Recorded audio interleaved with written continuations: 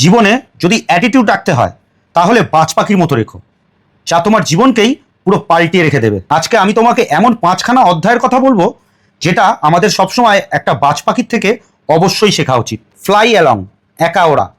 বাজ পাখি সবসময় একাই ওড়ে, সে কখনোই অন্য কোনো পাখিদের সাথে ওড়ে না। হয় সে একাই ওড়ে, আর না হলে বাজ সবসময় অন্য কোনো বাজের সাথেই ওড়ে। সে কখনোই কাক বা পায়রাদের সাথে কিন্তু ওড়ে না। এর থেকে আমরা কি শিখতে পারি?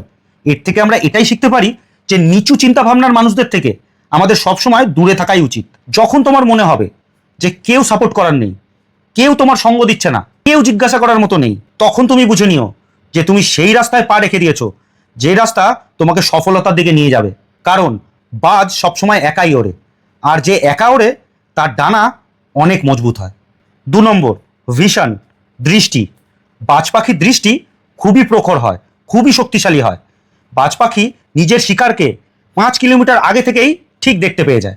আর যখন সে তার শিকারকে একবার দেখে নেয়, তখন তার রাস্তায় যতই বাধা বিপত্তি চলে আসুক না কেন, সে তার শিকারকে শিকার করে তবেই দম নেয়। এর থেকে আমরা একটাই শিক্ষা পাই, যে নিজের লক্ষ্যকে ক্লিয়ার রাখো। যতক্ষণ না পর্যন্ত তুমি তোমার লক্ষ্যে পৌঁছাচ্ছ, নিজের লক্ষ্যে স্থির থাকো। যতক্ষণ তুমি সেটাকে অর্জন করে উঠতে না পারছো, ততক্ষণ তুমি সেটার থেকে পিছু পা হবে না। তাতে তোমার রাস্তায় যতই কঠিনতা আর সমস্যা আসুক না কেন। 3 নম্বর, থিঙ্ক ইন প্রেজেন্ট, বর্তমান ভাবনা। বাজ কখনোই মরা প্রাণীকে খায় না। বাজ যখন শিকার করে তখন জ্যান্ত প্রাণীকেই শিকার করে। এর থেকে আমরা এটাই শিখতে পারি যে যত ঘটনা তোমার জীবনে ঘটেছে, তুমি সব কিছুকে ভুলে যাও। তোমার আগের জীবনের সব ঘটনাকে তুমি ভুলে যাও, সেটা ভালো ঘটনা হোক অথবা খারাপ। আর বর্তমানকে নিয়ে বাঁচো। অতীতে যা হয়ে গেছে তা হয়ে গেছে, সে সব কিছুকেই ভুলে যাও। এতে তোমার কোনো কিছুর জন্যই কোনো দুঃখ হবে না, আর সবসময় তুমি মোটিভেটও থাকবে। 4 নম্বর, কনসার্ট টু, উদ্বেগ। যখন বৃষ্টি আসে তখন সমস্ত পাখিরা তাদের বাসায় গিয়ে লুকিয়ে পড়ে, কিন্তু বাজ পাখি এমন একটা পাখি যে বৃষ্টি আসার সময় সে বাসায় গিয়ে লুকায় না। যে হাওয়া আর নিজের মজবুত ডানার জোরে মেঘের ওপরে চলে যায়।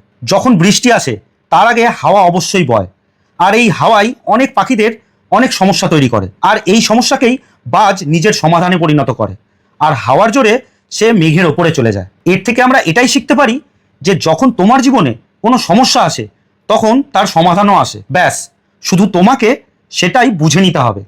5 নম্বর, স্ট্রাগেল, সংগ্রাম।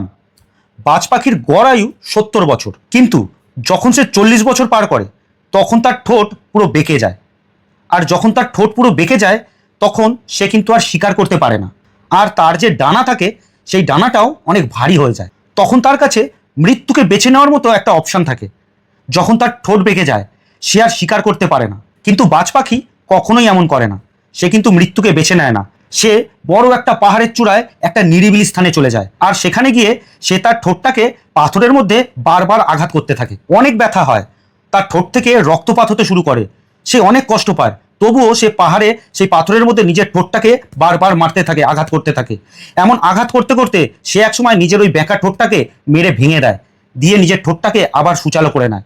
তখন তার ঠোঁটটা আবার পুনরায় শিকার করার উপযুক্ত হয়ে ওঠে। এর থেকে আমরা এটাই শিখতে পারি যে জীবনে সংগ্রাম তো করতেই হবে, কারণ বিনা সংগ্রামে কেউ কখনো রাজা হতে পারে না। জীবনের সংগ্রাম থেকে কখনো পিছিয়ে যেও না, কারণ তোমার জীবনের এই সংগ্রামের কাহিনী তোমাকে আগামী দিনে পৃথিবীকে শোনাতে হবে। ভিডিওটি ভালো লাগলে অবশ্যই একটা লাইক করবেন।